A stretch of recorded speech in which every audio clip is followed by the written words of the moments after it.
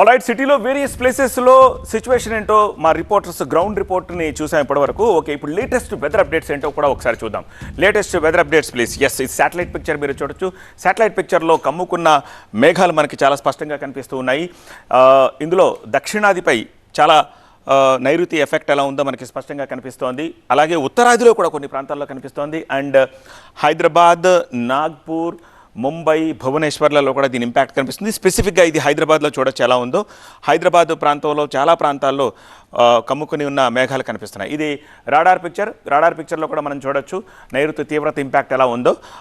Radar picture ఇంపాక్ట్ని ఇంకొంచెం Zoom చేసి చూపిస్తున్నాను మీకు. దక్షిణాదిపై చాలా చోట్ల నైరుతి ప్రభావం ఉంది. తెలంగాణ, మహారాష్ట్ర, ఆంధ్రప్రదేశ్, ఒడిశా అన్ని ప్రాంతాల్లో ఉంది. స్పెసిఫిక్గా హైదరాబాద్లో రాడార్ పిక్చర్లో దీని ఇంపాక్ట్ ఏంటో మనకి స్పష్టంగా కనిపిస్తోంది. ఉరుములు, మెరుపులతో కూడిన వాతావరణం ఉంది. వర్షం కురుస్తోంది.